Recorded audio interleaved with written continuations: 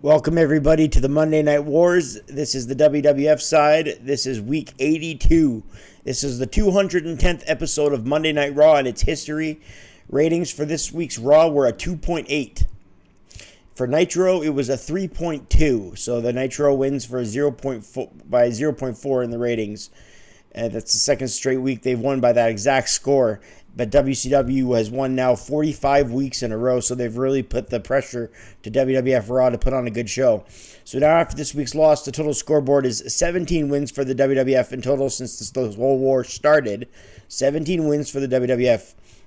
Picture that. And then Nitro has 63 wins and 2 draws. So 17, 63, and 2 is the record. If it was a baseball record or a hockey record, that's how it would read for WWF. Not very good. 17, 63, and 2. But nonetheless, Raw was getting better, and that's why the numbers are going up slowly, but they just can't beat Nitro. It went head-to-head with the Nitro that were on the same night as the playoffs, and they were 1-hour Nitros. This was a May 12th, 1997, live on the USA Network from the Bob Carpenter Center in Newark, Delaware. Jim Ross and Jerry the King Lawler are on commentary. This is the show after In Your House, A Cold Day in Hell. We actually begin the show with Vince McMahon doing the over-broadcasting, talking about In Your House, A Cold Day in Hell. He runs over Shamrock, Vader, Ahmed Johnson with the Nation, and how The Undertaker was able to retain the title over Steve Austin with help from the Hart Foundation as Brian Pillman rang the bell. So Steve Austin was screwed, sort of, so to speak, I should say. Not sort of, he was screwed. They opened the show with the Hart Foundation, led by the Patriarch, as Jim Ross calls him, Bret the Hitman Hart, in his wheelchair at the top of the ramp area, right below the Titantron. He has all the Hart Foundation surrounding him: Jim Neidhart, Brian Pillman, Bulldog Owen. Bret says he would trust these men to pump his blood with their hearts. He says he would take these men to fight the devil himself. Too bad they're all deceased, other than Bret here in the year 2024 as of this recording. Bret says, "We are the Hart Foundation." Bret does his usual great heel work on the mic. In 1997, he was so underrated on the mic. He was just getting warmed up, too, in the months of April and May, so there's only better promos from Bret here to come. Bret says Austin is no hero, Michaels is no hero, and the fact that anyone would pick on a guy in a wheelchair like Austin shows what kind of fans the American wrestling fan is. Bret says Stone Cold is a loser, and he's not very happy that he lost his chance at the title due to Pillman ringing the bell. Bret says soon they'll have all the titles in the WWF. Soon the main WWF title will come to him, and Owen is obviously IC champion now. They have the tag championships. They're going to get the European when that comes in. So they're just really kicking it on Raw with the belts, the gold. But Bret Hart says soon they'll have all the gold. We open the show with Ahmed Johnson taking on Hunter Hearst Helmsley with China. This is a round 1 King of the Ring 1997 match.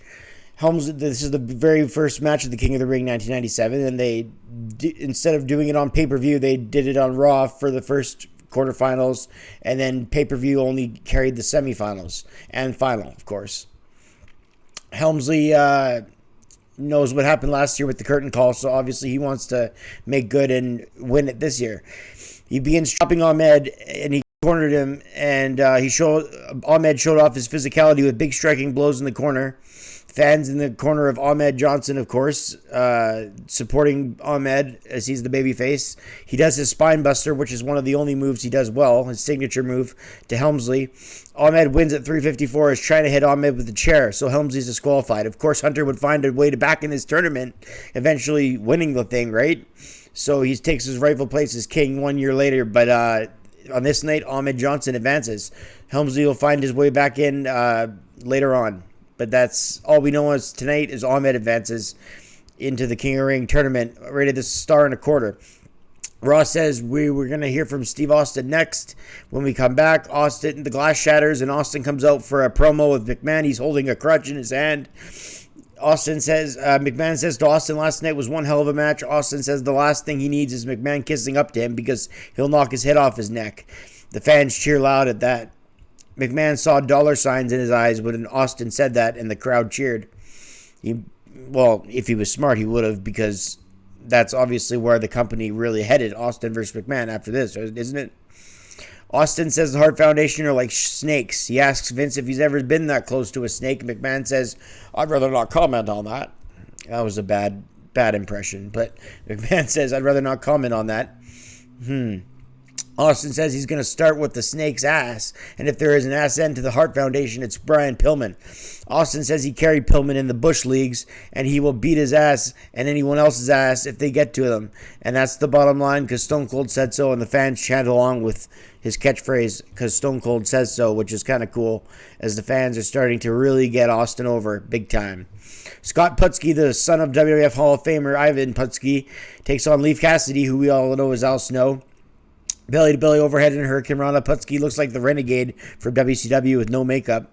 A double leg pickup and a powerbomb and a spine buster and a near fall. Not a bad match at all. Putski pulls off the upset win at 406 as he defeats Leif Cassidy with an overhead suplex. I gave it 2 stars. It was not a bad match. After the match, Cassidy hits a suicide dive to the floor. Putski drills him with the clothesline over the top. Next up, we had the LOD in a squash match, which PG-13 of the Nation. They're the rappers of the Nation of Domination. Animal with the Doomsday Device twice with Hawk, and Hawk clotheslines him over, and they win. I give it 3/4 of a star at 2 minutes as they run over members of the Nation. Mankind comes out and cuts a promo with his ominous music playing in the background while he sits at the top of the ramp, talking about how Paul Bearer is scarred and he's self-conscious and he has a secret for the Undertaker. And Paul Bearer comes out talking about Uncle Paul, and Paul Bearer comes out talking about how he has a secret for the Undertaker and he's giving him this one chance to not have this secret revealed. Hour 2 begins. We kick it off with a non-title match with Savio Vega and The Undertaker. A basic match here. A young D'Lo Brown could be a spotted attacking Taker. Farouk whips Taker after the match as it ends in DQ. Ross says the WWF has never been about race, but Farouk is on the microphone saying it is about race. McMahon and Farouk then have a promo, and Farouk says there's never been a black champion. So he's trying to say that race does matter when it comes to the WWF title, as Farouk will be the number 1 contender at King of the Ring. Rob Van Dam versus Jeff Hardy. Surreal to see neither of these men get a pop, but the King's on the mic with RVD before the match. King says now that he in the WWF, the big time, he could be Mr. Monday Night, not in extremely crappy wrestling. And he's going to take on this John Bon Jovi wannabe in Jeff Hardy because of how Jeff Hardy was dressed. Jeff Hardy was the jobber in this match. RVD wins at 229, rated it a star. It was a squash match, but RVD hit his split-legged moonsault for the victory. Dustin Runnels, Goldust, continues his shoot/work shoot interviews. It's part 2 from last week's part 1, which I alluded to earlier. Undertaker cuts a promo on Farouk saying that he would unleash a demon to deal with the force of the Nation, and they will all rest in peace. The Bulldog and Owen defeat the Headbangers, the New Blackjacks, and Doug Furnas and Phil LaFon in a 4-way elimination match. As the tag team titles weren't on the line, I give it 2 stars and a quarter.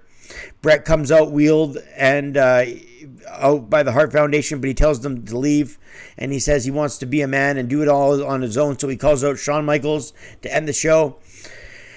Brett says, Austin, stay back there or else these hyenas will come and get you. Brett cuts the music of HBK cuts, rather, and he comes out, and Brett just runs down HBK for the next half minute here. He just runs Shawn Michaels down in every which way. I mean, Brett says HBK screwed him out of the title at WrestleMania 12. He talks about how he'd rather pose for girly magazines than wrestle him at WrestleMania.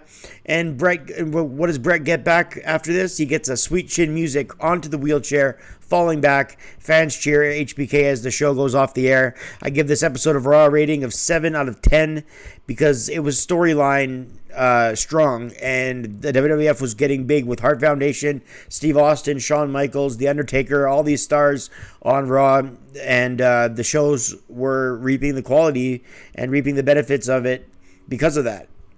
If you like these reviews, hit like and subscribe. I've certainly enjoyed doing them. I'm Brett Mix, and thanks for watching the Monday Night Wars. We'll continue with future Raws and Nitros. I'm out.